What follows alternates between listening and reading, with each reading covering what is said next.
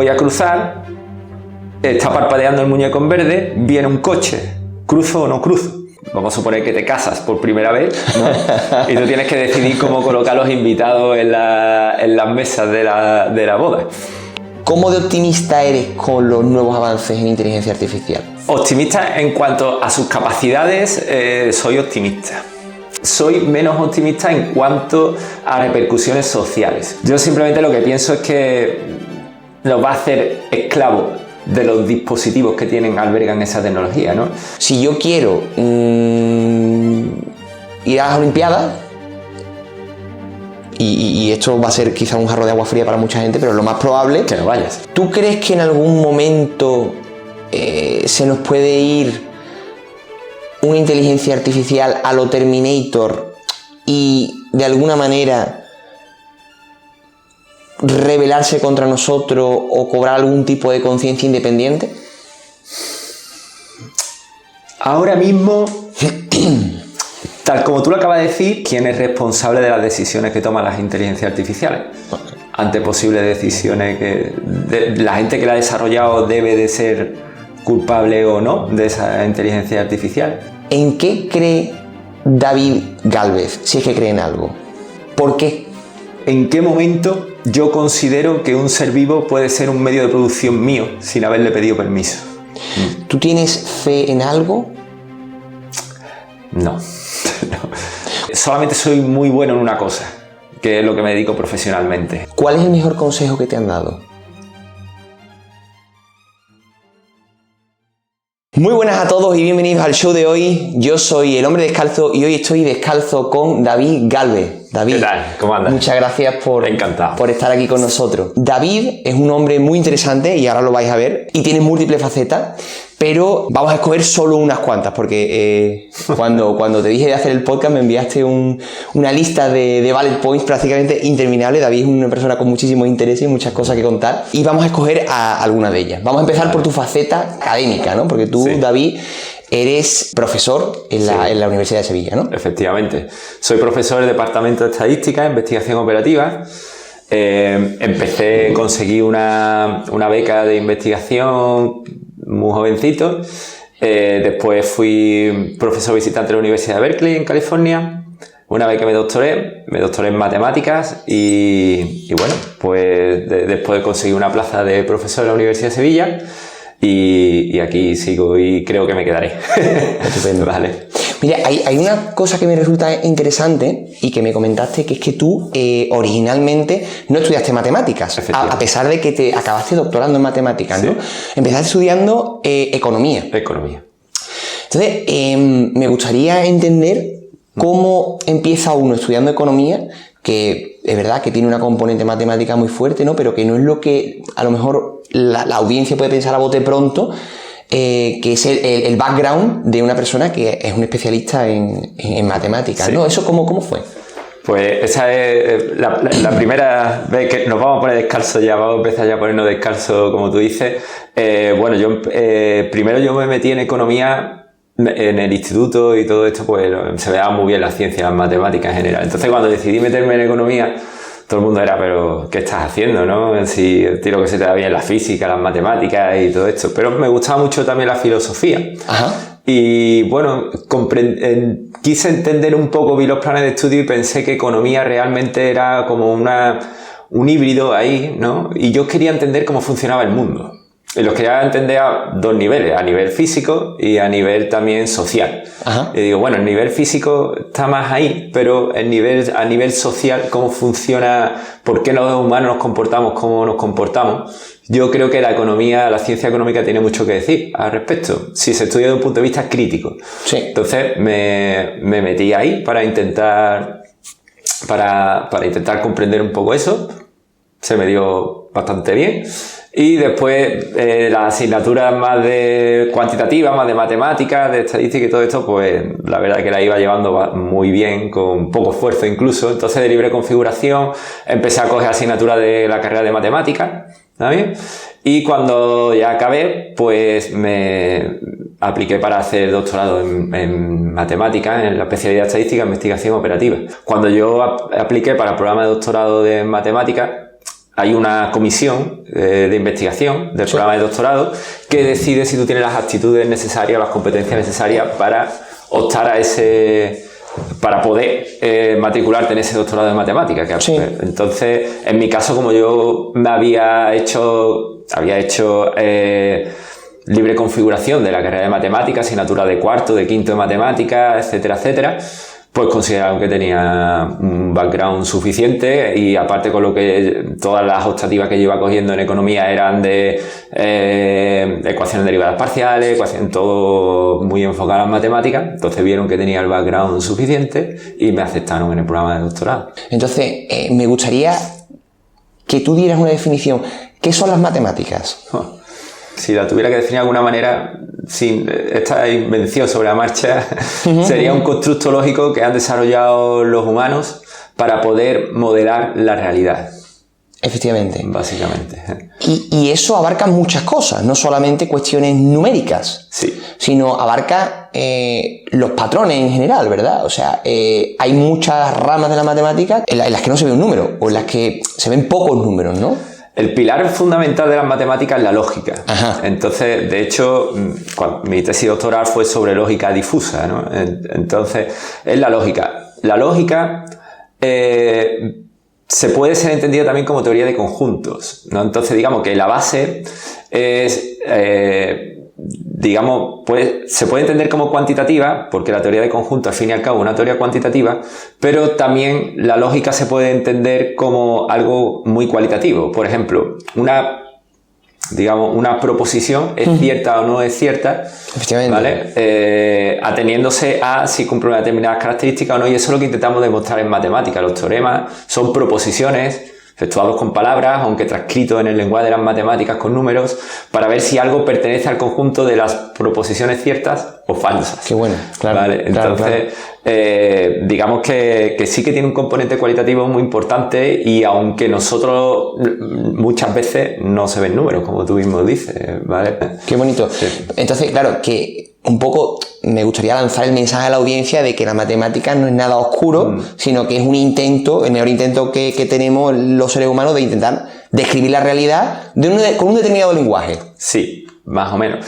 Hay que tener en cuenta que también, vamos a ver, hay que ser razonables, ¿no? Y que igual que yo tengo una memoria pésima y sería un malísimo historiador o un malísimo abogado, por decirlo de alguna forma, pues hay gente que también que no son capaces de imaginar esas estructuras matemáticas, aunque sean definidas cualitativamente, y les costaría más trabajo las matemáticas, igual que a mí me cuesta más trabajo memorizar ciertas cosas, ¿no? O leer a gran velocidad o algo así, ¿no? Es decir, las limitaciones existen, y es verdad que para algunas personas puede resultar oscuro, muy difícil, y provocarle bastante rechazo por eso. Claro, pero quizás no todo el mundo pueda llegar a ser un doctor en matemáticas como tú, pero todo el mundo debería ser capaz de interpretar una gráfica sencilla, por ejemplo, ¿no? O sea, que al fin y al cabo en nuestro día a día existen una serie de cuestiones muy relacionadas con las matemáticas básicas, ¿no? Y que al final no hay que tenerles miedo, ¿no? O sea, el que a ti a lo mejor con 12 años tu profesor te dijera que no valías para hacer matemática, o que suspendieras un examen porque en ese momento a lo mejor no estabas motivado para aprender eso, no quiere decir que tú ya no valgas para interpretar nada que tenga que ver con lógica, ni con números, ni con nada, porque al final forma parte de nuestra vida diaria, ¿no? Es verdad que como hay veces que ha generado ese rechazo, ¿no? Porque no se ha dado bien en un momento determinado, pues eso hace que la gente ya automáticamente ponga el cerrojo y diga, yo es que esto no lo entiendo. Párate un momento que igual lo entiendes, ¿no? Efectivamente. Es lo que pasa, ¿no? Entonces ahí lleva razón. Después también, como acaba de decir, muchas veces dicen, bueno, la figura del profesor, ¿no? O la profesora de matemáticas, que muchas veces cuando te cuentan algo, lees algo, dices, sí, profesor de matemáticas me lo hubiera explicado así, pues lo hubiera entendido, claro. Cosa sería. Yo ahí quiero decir que sí que es cierto. Es verdad que especialmente en matemáticas la labor del profesor es importante, tiene que involucrar más al alumno, que de un principio lleva un rechazo, pero también tengo que decir que no es lo mismo divulgar que enseñar. Ajá. ¿Vale? Entonces es muy fácil que alguien de una forma te haga entender algo de una forma divulgativa, eso es bastante más sencillo, sí, que enseñar, que es ser capaz de transmitir un conocimiento del cual tú te debes de apropiar suficiente como para sacarle un uso. Es decir, divulgar es entender algo que yo te lo puedo explicar con algún grafiquito, un dibujito, una historieta, sí, algo, ¿no? Vale, y tú dirás, pues mira, he entendido la conjetura de Poincaré. Vale, pero no es lo mismo eso que enseñar. Vale. No es lo mismo divulgar que enseñar. Entonces, claro, en un aula se enseña, no se divulga. Y por lo tanto hay que intentar transmitir el conocimiento de una forma rigurosa y de una forma que el alumnado sea capaz de después poderlo expresar en el futuro. No es lo mismo que un programa de televisión, que un programa de... ¿vale? Sí. Es diferente. O un blog, es difícil divulgar también, pero son dos cosas diferentes, divulgar y enseñar.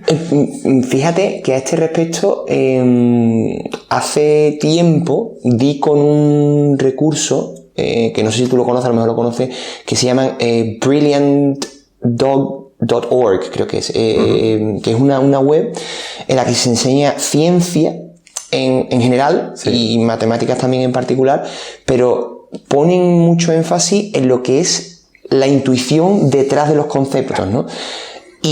O por ejemplo, canales de YouTube como 3 Blue 1 Brown, sí, que quizás lo conozcan, no, pero son recursos que me han gustado mucho porque ponen mucho énfasis en la intuición. Sí, no te empiezan con...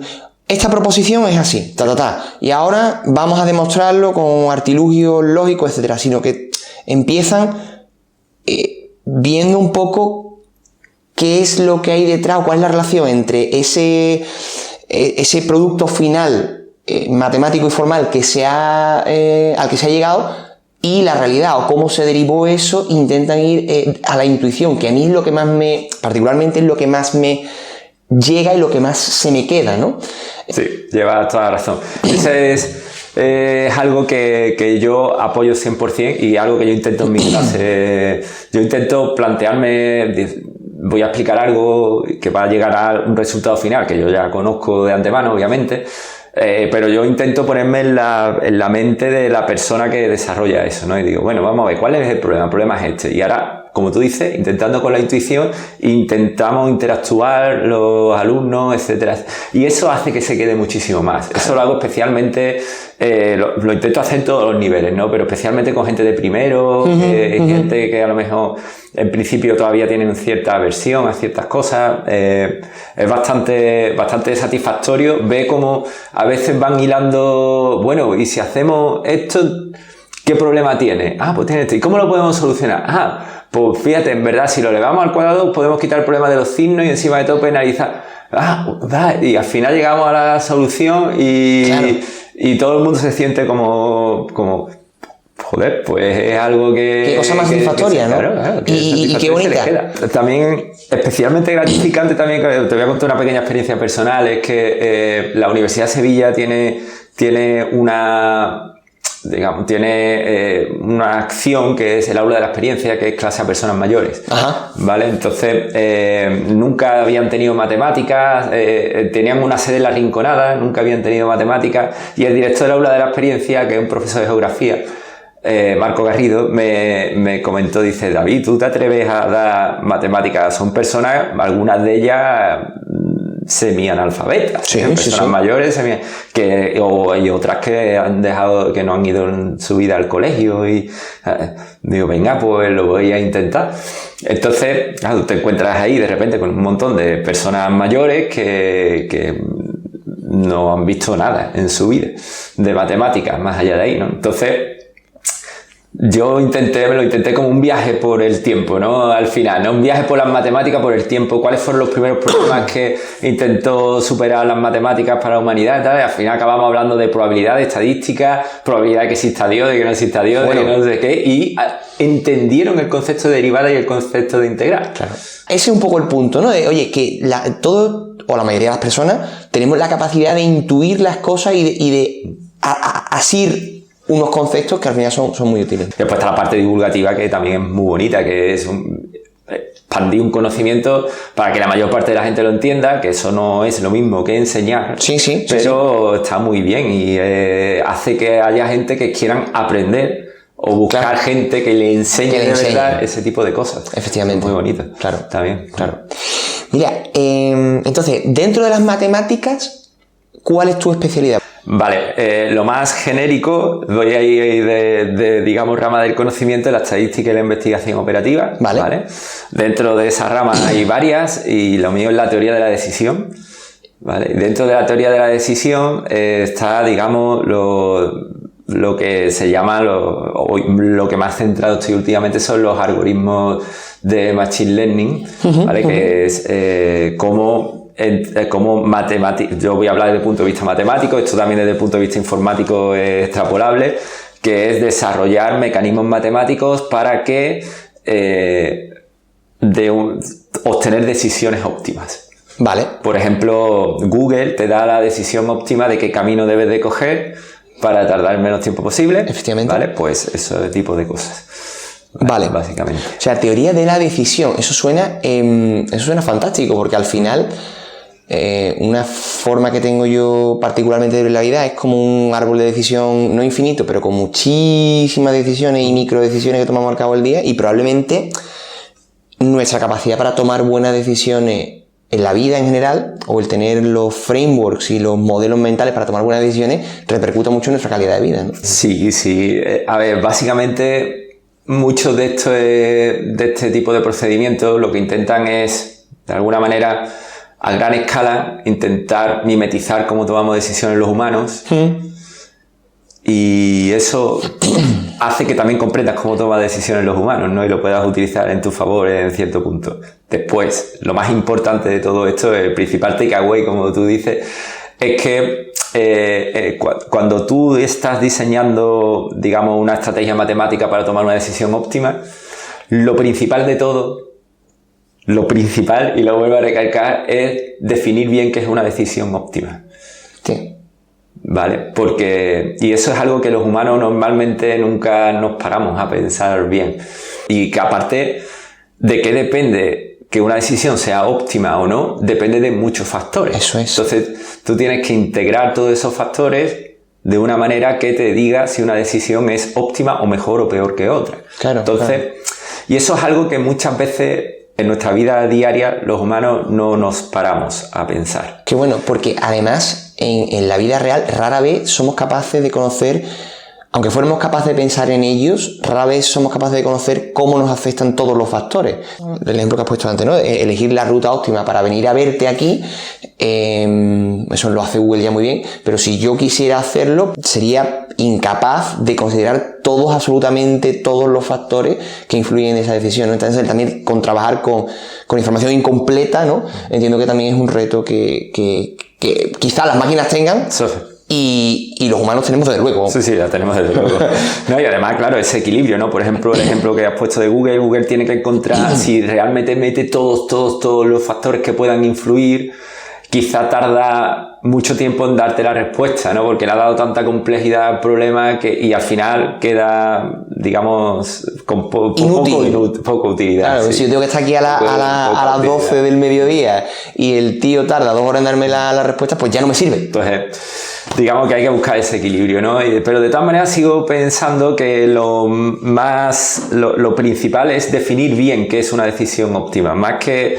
Y claro, y a tenor a qué factores. Después somos capaces de agrupar muchas variables en cosas genéricas, ¿no? Por ejemplo, tiempo. Ahí podemos agrupar lluvia, viento, temperatura, etcétera, etcétera. Y decir, bueno, pues todas esas combinaciones de lluvia, temperatura, viento, presión atmosférica, etcétera, etcétera, pues las puedo combinar en tiempo bueno y tiempo malo. Y eso reduce un poco mi complejidad. Efectivamente. Pero estoy perdiendo información también. Entonces, claro. Pero bueno, hay siempre un balance, un trade-off, sí. Siempre. Y qué importancia darle una cosa a otra. Entonces, son cosas que los humanos lo hacemos automáticamente, pero no está mal pararte a pensar bastante mejor y encontrar un poco, es decir, hasta qué puntos quiero dotar a esta decisión de tanta complejidad o no. Y primero, ¿qué es para mí óptimo? Claro. Y no vale y mientras menos vago, pues mejor. Entonces, hemos hablado de teoría de la decisión, hemos hablado de machine learning en concreto, sí. ¿No? Desde hace un año aproximadamente, Sí. Desde que OpenAI sacó su ChatGPT y hizo accesible al mundo los Large Language Models, ¿no? Los modelos generativos de texto grandes que parecen realmente una persona que te está respondiendo y demás, pues hay mucha gente que ha tenido acceso a la inteligencia artificial, ¿no? Me gustaría ponerle, quizá, acotar un poco este concepto, porque hablamos de Machine Learning, hablamos de teoría de la decisión, hablamos de estadística, ¿no? En términos amplios, y ahora suena mucho inteligencia artificial. ¿Qué entiendes tú por este concepto? Vale. Buena pregunta. A ver, voy a intentar hacer una analogía, ¿no? Un poco, ¿no? Una inteligencia artificial es todo aquello que toma decisiones de forma automática y que no es un humano, ¿vale? Entonces, por ejemplo, si yo diseño un dispositivo que yo le programo, por ejemplo, que si se abre la puerta se enciende la luz, ha tomado una decisión automáticamente, que es encender la luz cuando se abre la puerta. Entonces eso ya es una inteligencia artificial, es lo más simple del mundo, pero realmente no es una inteligencia, es decir, es una toma de decisiones automática. Vale. Eso es lo que hoy en día se está entendiendo como inteligencia artificial. ¿Vale? Claro, ahora todo eso se puede complicar y entonces, por otro ejemplo, es decir, si en vez de abro la puerta se enciende la luz, lo puedo complicar al máximo y decir, si le meto este texto, me devuelve otro texto, que claro, es lo que hace ChatGPT, por ejemplo, ¿no? Entonces, si le meto este texto, ¿qué texto me devuelve, no? Entonces, tiene que tomar una decisión sobre el ChatGPT, debe tomar una decisión de qué texto devolverte, claro, ¿vale? Entonces, esa sería, digamos, ante un estímulo, toma una decisión, esa decisión en este caso es súper compleja, ¿no? Efectivamente, porque el estímulo también puede ser. El estímulo puede ser también, ¿no? Entonces, digamos que eso es una inteligencia artificial, es algo que si tú le metes, digamos, un estímulo, pues te toma una decisión de una forma automática. Claro, el tema está en que esa decisión que toma de forma automática puede estar determinada por algo muy simple, como por ejemplo, si se abre la puerta, se enciende la luz, es decir, es algo muy simple, o puede estar determinado por algo muy complejo. Por ejemplo, y ahora me voy a poner cómo toma una decisión un humano, ¿no? Por ejemplo, yo puedo decir algo muy simple de si me suena el despertador, me levanto, es una decisión que tomo súper simple, ¿vale? O bien puedo coger y decir, voy a cruzar, está parpadeando el muñeco en verde, viene un coche, ¿cruzo o no cruzo? Claro. Entonces yo ahí realmente lo que estoy haciendo es un montón de operaciones, que es más o menos estimar la velocidad a la cual está viniendo el coche, saber más o menos cómo yo puedo cruzar, el tiempo que le queda, y entonces tomo la decisión de si cruzo o no cruzo. Claro. Sí, la decisión no es la misma que me levanto si suena el despertador. En medio ha habido un proceso, ¿no? Pues ese proceso que hay en medio, si es como toma decisión algo automáticamente, es el Machine Learning. ¿Vale? Digamos que es el cerebro a partir del cual coge información, ¿vale? La proceso y tomo esa decisión. Entonces, es el proceso que hay en medio de los estímulos, que son mis variables, ¿no? Claro, mis variables, mis datos. En el caso de una inteligencia artificial son datos, lo proceso y tomo una decisión. Pues ese momento de procesamiento, lo que se llama, son los algoritmos matemáticos que componen Machine Learning, a grosso modo, ¿no? Entonces, claro, muchos de esos algoritmos tienen la capacidad, al igual que los humanos, que es de aprender de las decisiones que ha tomado antes. O de un conjunto de decisiones que tú sabes los resultados que han tenido. Claro.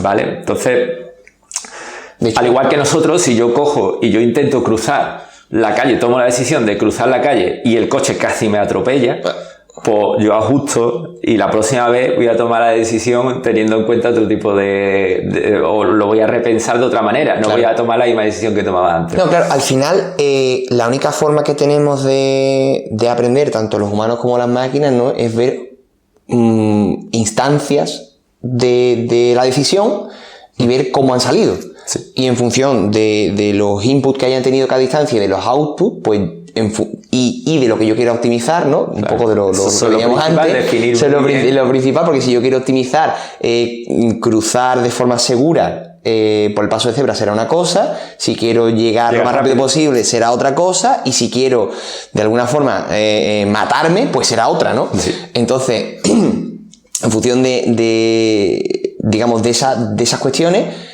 acabará configurándose un proceso de toma de decisiones automático, Sí. que además se puede ir realimentando y reentrenando con más instancias, ¿no? Es decir, conforme yo voy tomando decisiones, ya sean automáticas o sean dadas, pues tengo más instancias y puedo ver más casos y por ende hilar más fino, ¿no? Sí, eso es cierto. Después también hay veces donde tú solamente te vas a enfrentar a esa decisión una sola vez, ¿vale? Y no puedes, digamos, no puedes aprender después. Entonces, porque solo te vas a enfrentar una sola vez. Me pongo un ejemplo por ejemplo, vamos a suponer que te casas por primera vez, ¿no? Y tú tienes que decidir cómo colocar los invitados en las mesas de la boda.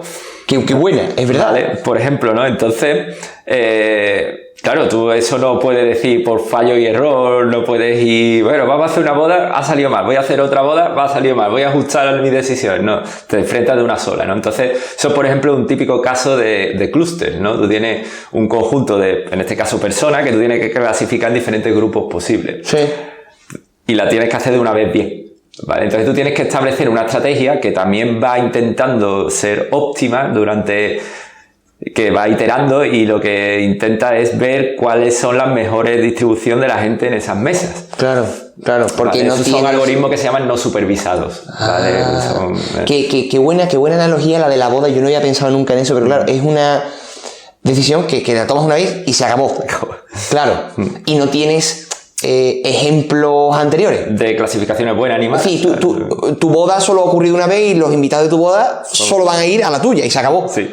De nuevo, información, la gente y las características de la gente, ¿no? Ahora tú utilizas un algoritmo de clúster y tomas la decisión de cómo quedan distribuidas las diferentes mesas. Claro. Y esto ya no va a poder aprender. Se acabó. Ha sido una y listo. No. Qué bueno.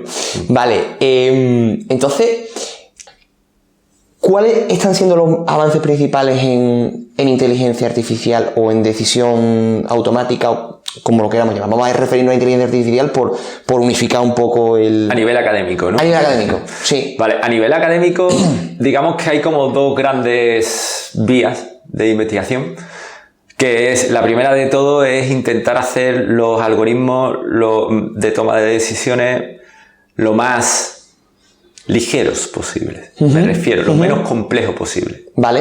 Entonces, normalmente lo que se están intentando es tratar de encontrar métodos que sean capaces de manejar la misma información que los otros de una manera lo más eficiente posible. ¿Vale? Entonces ahí es donde está el kit de la cuestión. En intentar encontrar métodos lo más ingeniosos, ¿no? Que reduzcan, digamos, la complejidad del algoritmo, ¿no?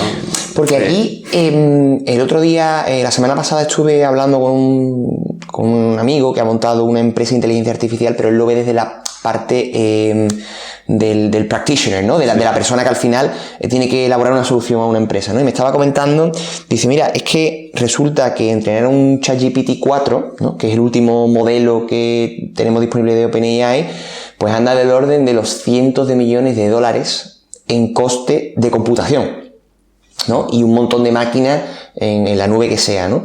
Entonces, claro, parece que hay un escollo, un muro, porque lo que ocurre es que estos algoritmos necesitan una gran capacidad de computación, ¿no? O sea, sí. Entonces, lo que se está intentando es hacer algoritmos que necesiten menos, sí. Entiendo. Como digamos, más ingeniosos. Claro, una de las cosas un campo en el cual se está avanzando para intentar eso es lo que se denomina la holística, ¿no? La holística. La holística es, vale, no voy a intentar que eso, por ejemplo, se puede ver en ChatGPT, en cierto modo, a veces. No voy a intentar encontrar la mejor solución, sino una suficientemente satisfactoria. Esas son, digamos, la parte que más se están investigando. Esa es una o entendí que había dos. Sí. La segunda es intentar crear algoritmos matemáticos de toma de decisiones, como lo que acabo de decir, para resolver problemas matemáticos. Vale. O sea, para intentar... Eso, por ejemplo, a ver si yo lo he entendido bien, porque no estoy seguro. El problema número uno, la vía de investigación número uno es un problema matemático, ¿no? En definitiva es encontrar un algoritmo más eficiente. Sí. Pues la segunda vía es encontrar un algoritmo que resuelva ese algoritmo. Básicamente. Es como una meta inteligencia. Sí, sería como alcanzar... A ver, ese sería como un ejemplo un poco... el que tú acabas de poner sería el máximo ejemplo de todo, ¿no? Pero sí, sería realmente el intentar... El que si, por ejemplo, tú le pidieras al ChatGPT, oye, resuélveme la conjetura de Poincaré, por ejemplo, porque te lo fuera capaz de hacerlo. Después todavía también se investigan en otros temas como intentar desarrollar ciertos algoritmos que sean capaces de lidiar con ciertas variables que los tradicionales no lo hacen tan fácilmente. Por ejemplo, hay un algoritmo que es el algoritmo Support Vector Machine, máquina vector soporte, vale, ¿no? sí, que normalmente trabaja con variables cuantitativas, ¿no? Pues un ejemplo sería poder hacer que ese algoritmo sea capaz de trabajar con variables cualitativas. Vale, por poner un ejemplo. Variables cualitativas explicativas. Me refiero, explicativas son los datos que tú le metes. Sí. Vale, entonces que tú le puedas meter datos cualitativos. Por ejemplo, el color. Sí, el color del ojo, por ejemplo, o cualquier cosa, ¿no? Vale. Y sea capaz de utilizarlo, ¿no? ¿Por qué? Porque ya existen algoritmos que eso lo hacen por su definición, pero otros, como el Support Vector Machine, está diseñado para tratar con variables cuantitativas. Entonces sería, vale, este sería capaz de tratar con variables cualitativas y, por ejemplo, cambiarlo, ¿no? Hacerlo así. Una de las cosas que yo ahora estoy estudiando. Por ejemplo, una de tus áreas de investigación es esa. Es esa, ahora mismo, sí. Porque entiendo que lo que ocurrirá es que este algoritmo, el Support Vector Machine, será como muy poderoso, pero tiene esa limitación a nivel variable. Entonces, por ejemplo, una primera prueba experimental que hemos hecho, hemos conseguido que si lo adaptamos a variables cualitativas haciendo una... No lo voy a decir, pero lo voy a decir. Eso ya... Eso sí, se tendrá que leer el paper. Sí. Cuando se publique. Cuando se publique. Entonces, haciendo ciertas cosas, pues intentar que sea competitivo con otros tipos de algoritmos como pueden ser los random forest o las redes neuronales que sí que trabajan con esas variables por defecto. Vale. Vale. Entonces sería algo que bueno, pues se podría ver porque quizás ese algoritmo después, si es capaz de trabajar con esas variables cualitativas, produce resultados en menos tiempo que los otros. Vale, y al final conseguimos, digamos, resultados en la primera vía, que es aligerar las cuestiones. Entonces ahí busca un ejemplo ya llevado al campo más específico. ¿Ya? Vale. Estupendo. Entonces, ¿cómo de optimista eres tú en los avances que se están haciendo? Porque a mí me da la sensación de que hay muchísimo hype, ¿vale? En general. Sí. Yo no sé en la academia, pero desde luego en lo que es el mundo como te he dicho, de los practitioners, ¿no? Al final de la empresa, llega OpenAI con un breakthrough tremendo, las cosas como son, ¿no? Y nos posibilita hacer muchísimas cosas, y ahora parece que todo el monte es orégano y que en 10 años vamos a estar todos en la playa sin hacer nada porque lo van a estar haciendo todos los robots, ¿no? Entonces, en tu opinión, ¿cómo de optimista eres con los nuevos avances en inteligencia artificial? Vale. Optimista en cuanto a sus capacidades, soy optimista.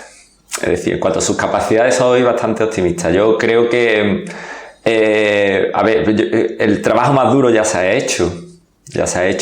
Y ¿qué es cuál? ¿Cuál es el trabajo más duro? El trabajo más duro es cómo estacar.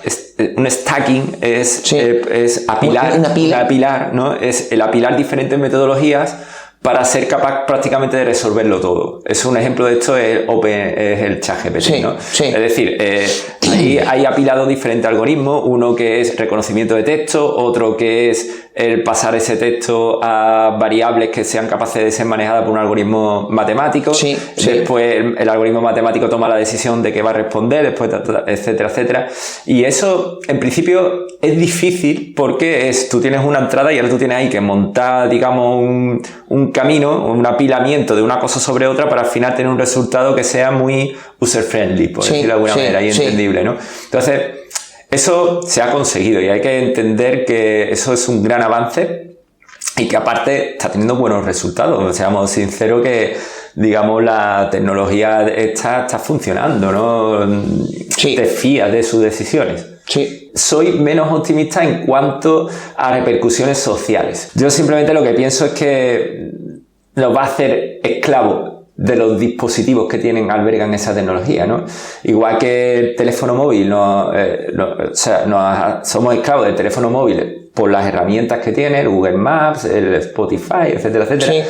Los dispositivos que alberguen ese tipo de inteligencias artificiales, no, pues nos van a hacernos más dependientes de los dispositivos que las albergan, ¿no? Porque nos vamos a sentir como que no estamos tomando decisiones acertadas, sino las estamos tomando apoyándonos un poco en ese dispositivo, por lo menos controlándola con ese dispositivo. Es decir, si ya estamos enganchados a nuestros teléfonos móviles para todo, sí, con esto ya vamos a estar doble de enganchados y con los ordenadores por lo mismo. Eso es un punto de vista interesante y me gustaría darte otra visión, ¿no? Es decir, al final creo que lo que ocurre es que se ha desarrollado algo que tiene un gran poder. Todas las herramientas que son muy poderosas a lo largo de la historia, ¿no? Desde que se inventó, por ejemplo, la electricidad, ¿no? O desde que la electricidad porque al final nosotros, en cierto modo, somos dependientes de la electricidad. En estado natural no existía, ¿no? Energía nuclear, inteligencia artificial, al final son cosas que se pueden utilizar, incluso las mismas redes sociales, ¿no? Son cosas que te pueden dar una gran exposición y que te pueden hacer, por ejemplo, si tienes un negocio, pues darte unas oportunidades de visibilidad que de otra manera no tendría, pero que te pueden enganchar y a lo mejor causarte problemas mentales, ¿no? Entonces, ¿no crees que el problema es cómo lo usemos más que la herramienta en sí? No, porque, a ver, voy a intentar ponerle un poco en pie, ¿no? Eso es un poco como es lo típico, ¿no? La tecnología es inocua por sí, sino que depende de cómo se utilice, ¿no? Es algo que siempre han dicho los tecnólogos y con lo cual yo no estoy de acuerdo, ¿vale? En un cierto sentido, te propongo un juego al estilo budista, ¿no? Que es, vale, tú tienes tu teléfono móvil, ¿no? Y tú dices, bueno, yo tengo el teléfono móvil porque es algo que me permite hacer un montón de cosas, ¿no? Tiene muchas herramientas, ¿no? Entonces yo te digo, vale, ya está, no pasa nada. Mira, te voy a quitar el teléfono móvil, te voy a quitar Spotify, te voy a quitar Instagram, te lo voy a quitar todo. Sí. Y ya está, no te hace falta, ¿no? No pasa nada, ¿no? ¿Tú crees que tú podrías vivir sin el teléfono? O sea, eso te lo doy en otro dispositivo, te lo dejo ahí y ya está, no pasa nada, ¿no? Puedes desprenderte del teléfono móvil, ¿no? Sí. Yo creo que la mayor parte de la gente no lo haría.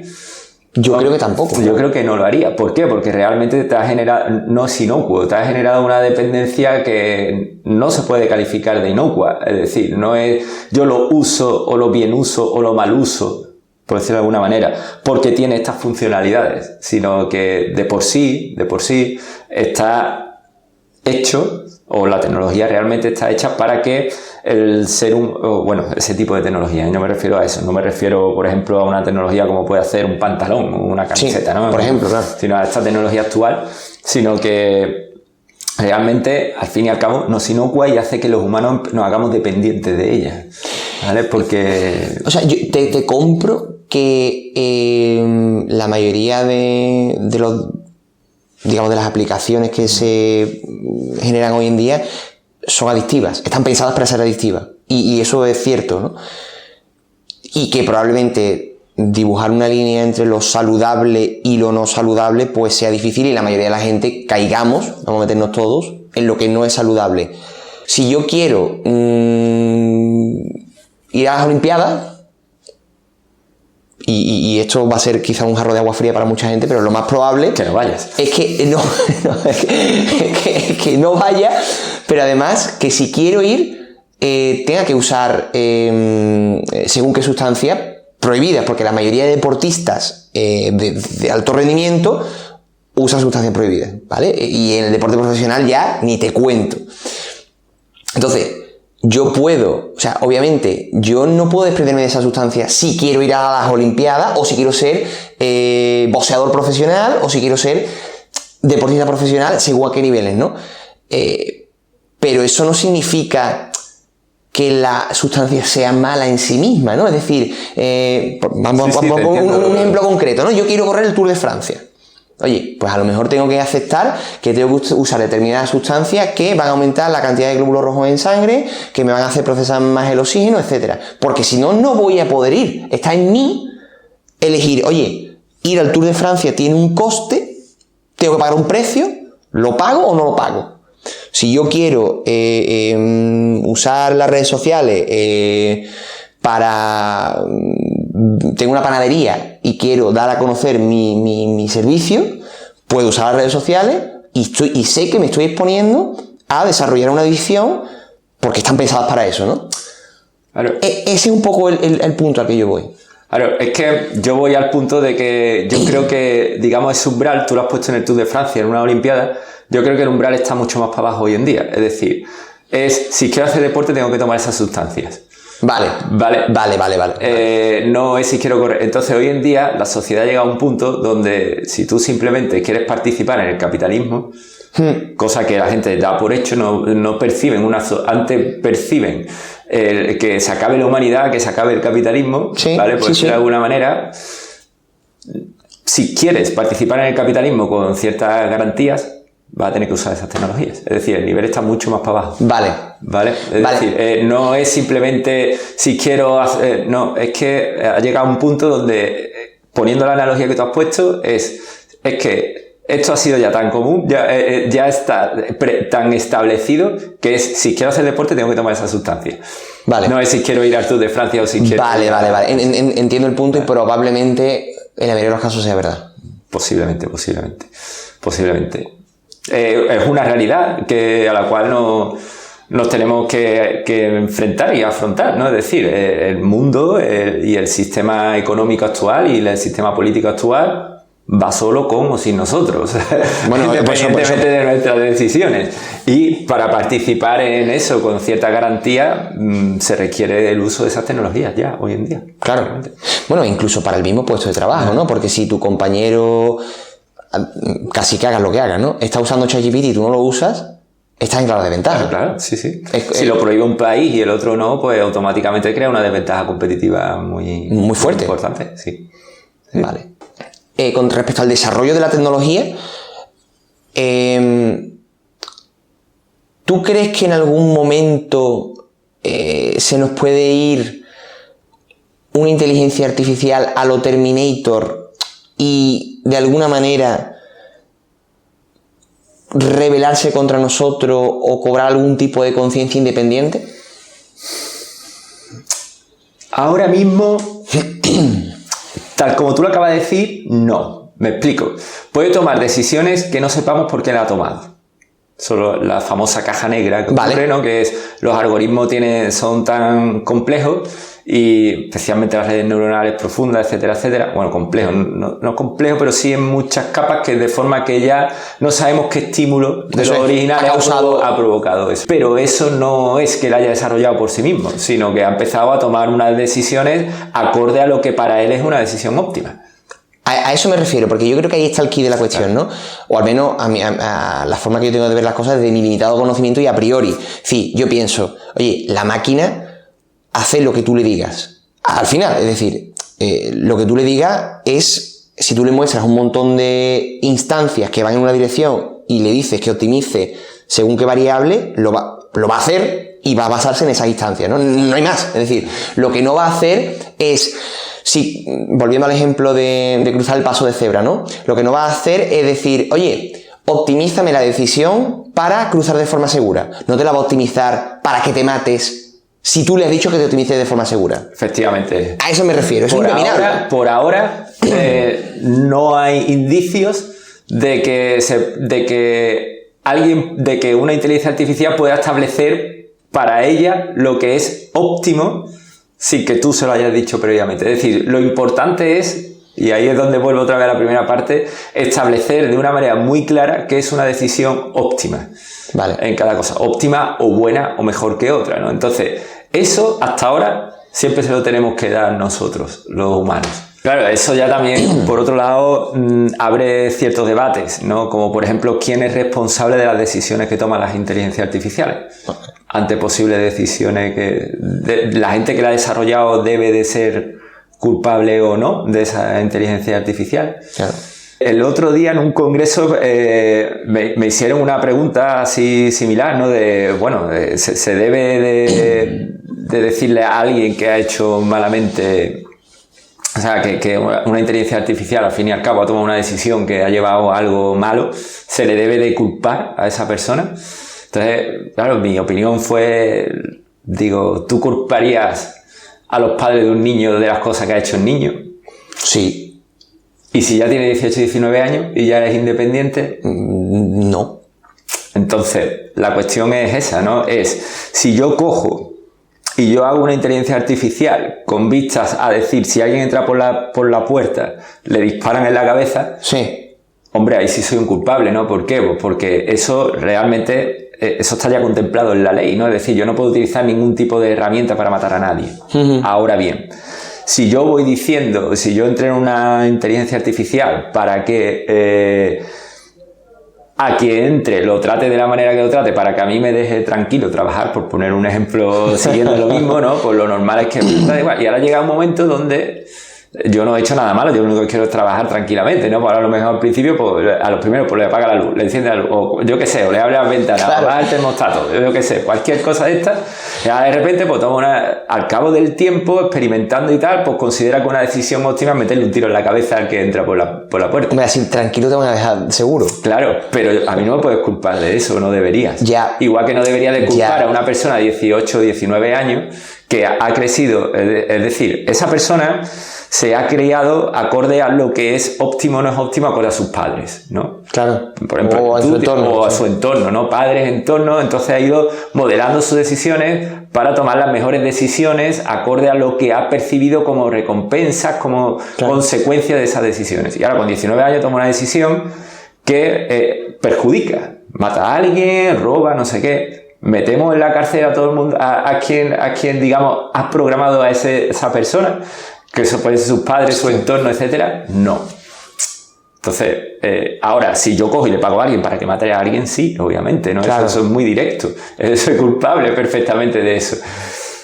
Y la persona que mata también es culpable. Entonces, ahí es donde hay que establecer la línea. Los humanos, en cierto modo, también optimizamos nuestras decisiones en función a nuestra experiencia y a una variable objetivo, ¿no? Sí. Entonces, claro, nosotros no somos más que el producto de ese entrenamiento. Si en tu barrio el pegarte con uno estaba bien visto, era lo normal o era lo que tenías que hacer para que te respetaran, pues tú al final, cuando salgas de ese barrio y en el barrio de al lado no tengas que pelearte con nadie para ganarte el respeto, pues vas a actuar mal. Porque has sido entrenado para eso. Sí. O sea, imagínate que tu padre te dice desde chico, tu madre, tú no dejes que en el colegio te hagan nada, tú si de esto, tú le pegas, o te defiende y tal, igual, ya tú con 19 años pues eres un matón, que puede ocurrir o no puede ocurrir, No, claro, lo normal es que no, pero suponte que sí, metemos en la casa a tus padres, no. Eso es como, por ejemplo, ahora si imagínate que en el ChatGPT la gente empieza a decir buenas respuestas, gracias por tu respuesta, ha sido muy buena, respuestas que son erróneas. Claro. ¿Vale? Entonces después va a empezar a dar respuestas de tipo errónea, ChatGPT, y que es culpa de OpenAI. Claro, no. No. Muy bien, muy bien. Mira, saliéndonos un poco de tu área estrictamente profesional, sí. ¿En qué cree David Gálvez? Si es que cree en algo. Yo no creo en Dios. Soy ateo hasta las últimas consecuencias. Entonces no creo en Dios. Sí que creo en que una persona puede tener una espiritualidad, ¿no? Una espiritualidad quizás más basada en la ética que en valores, digamos, sobrenaturales. Vale. Entonces puedo entender que una persona pueda sentir conexión con el mundo, con ciertas experiencias, con ciertas personas, ¿no? Pero basadas en cercanía, digamos, por motivos éticos y personales y cosas que a veces no se pueden explicar con palabras, pero no porque no se puedan explicar con palabras pertenecen al plano de la religión o deberían de pertenecer al plano de la religión, sino es simplemente sensaciones o sentimientos que hay que reconocer que existen, ¿no? Y que no podemos encontrar un poco de no podemos experimentar con palabras, ¿no? Decirlo de alguna manera, ¿no? De por qué me he emocionado yo ante esto. Hay gente que lo emociona porque ve reflejo de la creación. Hay personas que ven ahí, digamos, que ve que bien, que cómo conectó Dios todo para que... Y hay gente que sinceramente no le buscamos una explicación y simplemente sentimos esa conexión y ya está.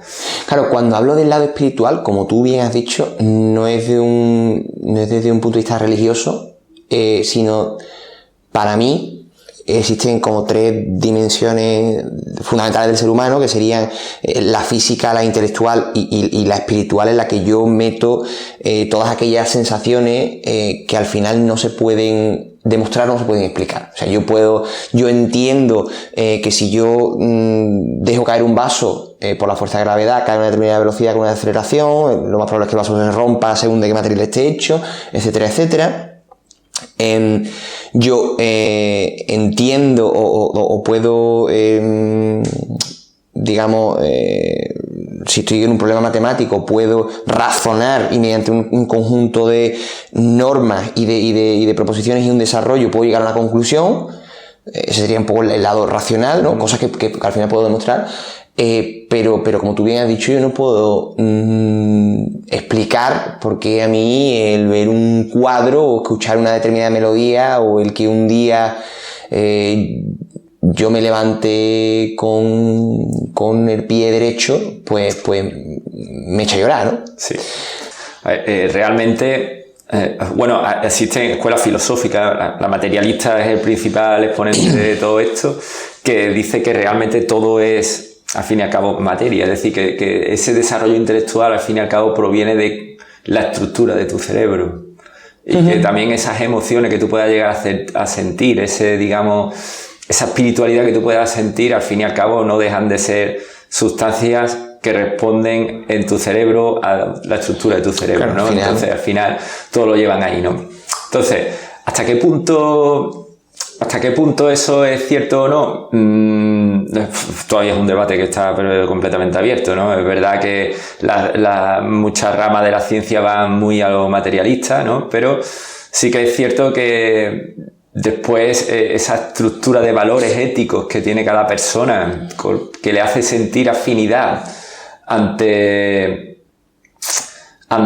digamos, ciertos estímulos, ¿no? Que mucha gente lo asocia con una experiencia religiosa, otra gente lo asocia con una experiencia espiritual, etcétera, etcétera. Pues hay veces que no tienen tampoco mucho que ver, o en principio con tu entorno, con lo que tú has venido experimentando, y no lo sé si realmente están ahí o no. Lo importante es que es algo que puede ser positivo, ¿no? Y eso es lo que yo quiero dejar claro, ¿no? Que esa sensación puede ser positiva. Y no me parece tan positivo achacarlo a algo que él ha creado ahí para mí, ¿sabes? Sino me parece positivo que te hagas responsable de esas sensaciones tú mismo como persona y las trates y te crees un sistema ético a tenor a eso. ¿Tú tienes fe en algo? No. Cuando me refiero a fe, no me refiero a una fe, de nuevo, una fe religiosa, sino confianza. ¿En qué piensas tú cuando realmente no tienes evidencia de que las cosas van a ir bien y tienes que tirar para adelante? Vale, en mis principios. Es decir, a lo largo de mi vida he ido desarrollando unos principios. Para mí, el objetivo de una decisión, si es felicidad, es mantenerme acorde a mis principios. ¿Vale? Entonces, es una buena definición. Es decir, para que una decisión sea buena, tiene que estar acorde a mis principios. Sí. Y si está acorde a mis principios, es bueno. Sí. Entonces tengo fe en que, si llevándolo otra vez al campo ese, tengo fe en que mis principios son buenos. Si tengo fe en algo que me hace levantarme día a día, como tú dices, es que los principios por los cuales rijo mi vida son buenos y deseables. Creo que el tener algo a lo que realmente aferrarte, la incertidumbre, que el estado por defecto, ¿no? de la vida, creo yo, ¿no? La incertidumbre, y por lo que la gente al final hace cosas en algunos casos muy locas, ¿no? Para eliminar esa incertidumbre a toda costa, ¿no? Si tú prometes certidumbre, pues al final, bueno, si lo relacionamos con la religión, te prometo la vida eterna, ¿qué más certidumbre quieres que esa, no? Entonces, al final tendrás una legión de adeptos, ¿no? Pero el lidiar con la incertidumbre es algo connatural, ¿no? Al ser humano y el tener herramientas para lidiar lo mejor posible, pues una cosa que está bien saber, ¿no? Un faro, una guía que te haga, efectivamente, ¿sabes? Un poco, no te haga perder y no vayas simplemente consumiendo días en tu vida, sino en tu caso son los principios. Sí. Qué bien. Sí, que claro, puesto a lo que tú dices de fe, tendría que tener una fe en que mis principios son buenos, sí, ¿no? Sí, ¿sabes? sí. Simplemente eso sí que es una fe, porque alguien me puede decir, oye, que tus principios no son los buenos. Yo digo, vale, pero yo creo en ellos ciegamente. Eso es. Vale. Me refiero justo a eso que acabas de decir. Si no, yo tengo confianza, tengo fe, creo en que mis principios son los correctos y por ellos actúo, y por ende, cuando no hay evidencia de que lo estoy haciendo bien, me da igual porque... Sí. Otro punto que quiero tocar es que tú eres vegano. Sí. Además, vegano desde hace una pila de años. Hace más de 25. Más de 25 años. Sí. O sea, que prácticamente desde que eras un niño. No sé qué edad tienes tú ahora, pero vamos. Voy a cumplir 43. 43, pues claro, pues desde los 18, desde que me vine a estudiar a Sevilla. Y pues bueno, aproveché que... Bueno, me desligué un poco de la familia, ¿no? Sí. Digo, bueno, para que yo me voy a tener que buscar la vida. Yo ya llevaba un tiempo rumiando lo de esto de no está bien comer estas cosas, no está bien vestirse con estas cosas, no está bien hacer esto, no está... Pues ahí que tuve un poquito más de libertad, pues empecé a experimentarlo durante mi primer año aquí en Sevilla. Estamos hablando de 1999. Claro, explícale tú a un padre de esa generación que su hijo no quiere comer carne. Sí, claro, al principio era un drama. A mi abuela tampoco se lo podíamos decir. O a tu abuela, bueno, claro. Se lo podíamos decir. Bendita abuela. Sí. Entonces, pero la verdad que tengo que reconocer que mis padres al poco tiempo fueron súper comprensivos, fueron súper... intentaron ayudarme. Mi madre empezó a decir, no te preocupes que aquí comemos también lo que tú comas y que tal y cual, y al final pues yo también han acabado siendo veganos también, y mi hermano también. Al final, bueno. Toda la familia. ¿Toda la familia? Toda la familia, sí. O sea, convenciste, te llevaste al huerto. Yo no intenté convencer a nadie, pero al final resultó, pero claro, al principio era como a ver si va a tener mal el hierro, los de estos. Vio que no pasaba nada, que estaba completamente sano, y al final pues todos empezaron a pensar, bueno, pues no pasa nada. Pero la verdad que fueron muy comprensivos. ¿Por qué? De los múltiples argumentos que existen, ¿con cuál te quedarías? ¿Con cuál me quedaría? Claro, yo tengo que reconocer que al principio, a ser un chaval joven, ¿no? Pues era por compasión, pero ahora reconozco que no es el principal argumento, ¿no? Compasión por los animales. Sí, compasión por los... Pero reconozco que no es... fue lo que me hizo interesarme, pero realmente después viene un análisis un poco más extenso, ¿no? Que es... ¿en qué momento yo considero que un ser vivo puede ser un medio de producción mío sin haberle pedido permiso? ¿Vale? Me explico. Es decir, ¿en qué momento yo, una oveja, digo, esta oveja es mía? ¿Por qué? O sea, y me refiero a la parte de la producción, no me refiero a la parte del consumo, ¿no? Es decir, quizás éticamente yo no veo mal, que tú estás por el campo, tienes hambre y cazas. Vale. No lo veo mal. O sea, si puedes comer otra cosa, pues preferiría comer otra cosa, pero no lo veo mal, ¿no? Tampoco veo mal que si alguien coge y tira algo, un cacho de carne, lo deja ahí y tal, y alguien coge y se lo come, tampoco lo veo mal, no está consumiendo. Es decir, lo que yo veo mal es que alguien, por la gracia de lo que sea, de ser Homo sapiens, decida, esta vaca es mía y la voy a usar yo para sacar beneficio económico de ella. O esta gallina es mía y la voy a usar yo para sacar beneficio económico de ella. ¿Es más una cuestión de beneficio económico o del maltrato en la cría? Porque otra opción sería, oye, yo cojo esta vaca, me apropio de la vaca, no saco beneficio económico de ella, pero me la como. Claro. Es un tema, digamos, más de utilidad. Es decir, ¿en qué momento tú consideras, o sea, o tomas un ser vivo como un instrumento para ti y tu propio beneficio simplemente? Vale. ¿vale? Es decir, porque es como, vale, yo entiendo, tú tienes una vaca o algo pero bueno, la tienes porque... ¿En qué momento tú te apropias de eso, ¿no? De la vida de la vaca. Es decir, tú decides, mira, es que ahora me conviene matarla y la voy a matar, ¿vale? No es simplemente... Es eso, ¿no? Es utilidad, ¿no? Es decir, ¿en qué momento es porque tú estableces una relación con un animal al cual tú no le has pedido permiso basado únicamente en tu utilidad? Vale. Y ya está. Y no me parece justo. Y no me parece justo con las personas y tampoco me parece con los animales. Vale. Entonces, básicamente es eso, ¿no? Pero claro, esto está basado en la historia de la humanidad, al fin y al cabo, ¿no? También hubo un momento donde alguien cogió y dijo, este cacho de tierra es mío. Y hubo suficientemente gente que se lo creyó y le digo, vale, pues es tuyo, para este va a ser mío. Claro. ¿No? Entonces, y eso está mundialmente aceptado. Y digo, bueno, ¿en qué momento usted permite que alguien se apropie de un cacho de tierra? Claro. No lo sé, no lo entiendo. Pero bueno, al fin y al cabo se ha establecido así, pero no pasa nada por cuestionárselo. Creo que es algo que es súper sano cuestionárselo. Por supuesto. Y que en un momento determinado tú digas, bueno, es que la relación que yo establezco con este animal es simplemente en base a mi utilidad y punto pelota. Me parece algo que no tiene ningún tipo de sentido. Porque claro, ahora empieza a ser por qué justifica que con unos animales sí y con otros animales no. Y por qué sí, porque claro, la barrera la podemos poner donde queramos. Cada uno. O sea, porque, por ejemplo, hay gente que a lo mejor puede decir, bueno, pues yo llego hasta las personas, pero hasta las personas negras, pero no hasta los blancos. Es decir, hasta qué punto llegas y hasta qué punto, si tú no te basas en decir, no, es que yo soy humano y Dios me ha creado a mí en el centro, si yo no creo en eso, no puedo de ninguna manera establecer una división entre humanos y resto de animales para ese tipo de cosas. ¿Vale? Entonces, bueno, es un poco la razón.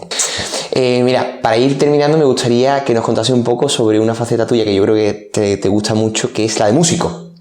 Sí. Tú tienes, según me has comentado, a falta de dos bandas de música. Sí. Y además me has comentado que inventasteis un género. Sí, o sea, sí. Cuenta un poco. Podría decir que sí, que es un poco una invención, ¿no? Yo tengo dos bandas, como tú bien has dicho. Una se llama Tummo, es T-U-M-M-O, Tummo, que significa fuego aquí. interno en tibetano, ¿no? Viene de una estrategia de meditación tibetana. Y practicamos metal puro y duro al estilo americano, vamos, totalmente. Intentamos hacer lo mejor posible. Después tengo otra banda que se llama Mutant Sperm Quartet, Cuarteto del Esperma Mutante, sería la traducción. Mutant Sperm Quartet, vale, también lo pondremos aquí. Sí, entonces Mutant Sperm Quartet, ahí entré yo porque la banda antes se llamaba de otra manera, tenía otro cantante, me llamaron a ver si quería probar con ellos, empezamos a probar y yo empecé a desviar un poquito el estilo musical hacia otras inquietudes, ¿no? Un poco. Y llegamos a un punto donde hacemos algo súper extraño, ¿no? Y nosotros lo llamamos Mad Rock y decimos que lo hemos inventado nosotros porque realmente es algo que tú escuches, parece una locura, súper agresivo, con estructuras de tiempo diferentes, ¿no? Es decir, algo bastante extraño, pero si te fijas, y por ejemplo eso es algo que se da a la gente cuenta en los conciertos, cuando yo me pongo a bailar o algo, realmente son estructuras de rock and roll muy bailongas. Vale. A pesar, tú ves un caos y escuchas un caos muy grande y una agresividad súper grande, pero realmente es una música que tenemos cogido un truco ahí jugando con los tiempos, los compases, de forma que siempre te suena, que siempre es bailable y es, digamos, rock and rollera. Rock and rollera. Claro, yo digo, no, es rock and roll. Y la gente lo escucha y dice, ¿pero qué rock and roll? Si esto es hardcore metal, no sé qué. Digo, no, mira, escucha bien. Y pues es verdad, ¿no? ¿Existe un orden en ese caos? Existe un orden. Vamos, de hecho, a veces en mitad de los conciertos pues saco maraca, pandereta, etcétera, y tú ves y dices, coño, pega. Al igual que pega como no sé, escuchar algún grupo de rock normal, saca pandereta o saca esto y dices, pues sí, pues lleva razón.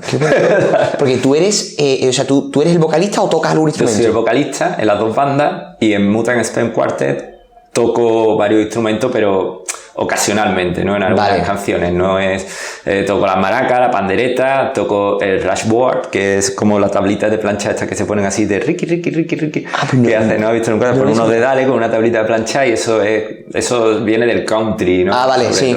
Y del folk americano.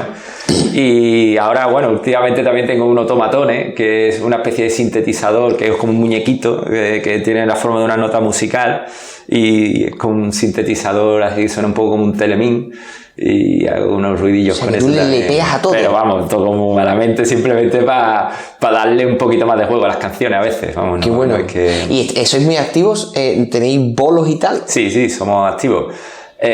Mutant Spem Quartet hemos tocado muchísimo.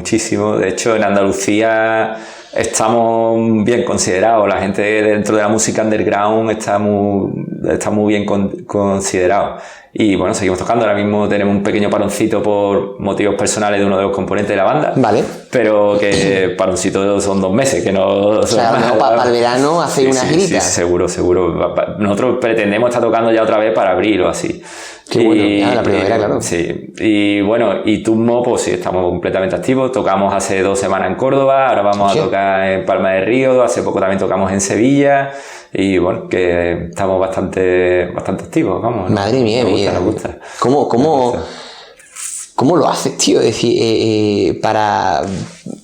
al final hacer malabares con tantas cosas, ¿no? Porque, joder, solamente lo que me estás contando, ¿no? Solamente la actividad, tener 2 bandas entre los ensayos, los bolos, los viajes, tal, joder, muchas cosas, ¿no? Sí, yo intento siempre, no me importa tener varios frentes abiertos, siempre tengo varios frentes abiertos, ¿no? El deporte, la música, fermentar vegetal también me gusta, tal. Bueno, leer también, siempre intento ir poniendo lo que antes, apilar, ¿no? Es decir, digamos, solamente soy muy bueno en una cosa, que es lo que me dedico profesionalmente. No intento buscar excelencia en todo, ¿no? Vale. Entonces, digamos que uno de los secretos es conformarte con esa holística que hemos hablado antes, de ser suficientemente bueno como para disfrutar y que la gente lo disfrute, pero sin ser un excelente, ¿no? Entonces, y bueno, vas poniendo pieza sobre pieza, poquito a poco, como todo, poquito a poco, experimento, error, vas buscando, y sobre todo también dar con gente muy buena. Claro. Es decir, por ejemplo, la banda de música no la podría desarrollar si no tuviera a los compañeros tan espectaculares que tengo. Un saludo aquí a los compañeros de David. Que nos entendemos muy bien todas las situaciones, sabemos complementarlos muy bien. Los deportes, lo mismo. Si no hubiera sido también con la gente con la que he practicado deporte de montaña, mi hermano, Antonio, etcétera, tampoco podría haber hecho eso. Simplemente hace falta estar rodeado de buena gente que entiende en cada momento la disposición o no que haya para poder seguir avanzando. Sí. Y que nos echemos un cable, y tampoco buscar la excelencia, porque buscar la excelencia en algo significa renunciar a todo lo demás. No sé si a ti te pasó en el pasado, ¿no? Que cuando hago algo quiero hacerlo lo mejor posible, ¿no? Y eso no es posible en todos los casos, porque como tú bien has dicho, si quieres buscar la excelencia en algo, pues te tienes que olvidar de todo lo demás, o de la gran mayoría de cosas, ¿no? Entonces, el saber conformarse y el decir, oye, pues a lo mejor yo no me gano la vida esto, pero me lo paso bomba. Si tú vas nada más que intentando avanzar sin darte por satisfecho con cierto grado de mediocridad que te haga pasártelo bien, no vas a conseguir avanzar de verdad. Qué bueno. Y claro, y por supuesto todo esto al cabo de los años. Claro. Sí. De un día para otro, obviamente no. La banda de música llevamos cerca de 20 años tocando, y antes teníamos otra banda también que nos conocíamos ya, y Mutant Spem Quartet pues llevamos 17, 18 años por lo menos juntos. Entonces, muy poquito a poco, claro. Muy bien. Mira, la última pregunta que te voy a hacer, porque tú tienes tantísimas facetas, ¿no? Tú eres como un poliedro de estos de N caras, ¿no? Que al final se nos ha quedado cosas en el tintero, pero a lo mejor hacemos una segunda parte, ¿no? Todo andará. La última pregunta que te quiero hacer, que se la hago a todos los invitados, es ¿cuál es el mejor consejo que te han dado? El mejor consejo que me ha dado es... me lo dio Rilke. Rilke fue un poeta alemán, ¿vale? Me lo dio en un libro. Me lo dio en un libro de cartas que escribió a otros poetas, ¿vale? Y que era que intentara tomar todas las medidas posibles para que mi vida no dependiera de otras personas. ¿Vale? Es decir, que realmente, vale, obviamente está bien, pero no encaustarte contigo mismo, obviamente, sino es simplemente que tu felicidad no dependa exclusivamente de otras personas. Y eso implica que seas capaz de ser feliz tú solo. La independencia. Eso no implica que, obviamente, como antes hemos hablado con el tema de que realmente avanzar en un montón de ramas implica estar bien apoyado de ciertas personas, sí. ¿no? Pero que eso no implica que estar con ciertas personas y con las personas que realmente merecen la pena y que vibran con los mismos principios que tú, te hagan más felices. Pero mi felicidad no depende exclusivamente de eso. Eso es. Es lo que yo quiero hacer. Quizás el mejor concepto, el mejor consejo que he leído nunca. Qué bueno. David, muchísimas gracias por tu tiempo, por haber compartido esta cantidad de sabiduría con todos nosotros. Si alguien te quisiera saber más de ti, quisiera mandarte un mensaje, quisiera alcanzarte de alguna manera, sí. ¿Dónde podría hacerlo?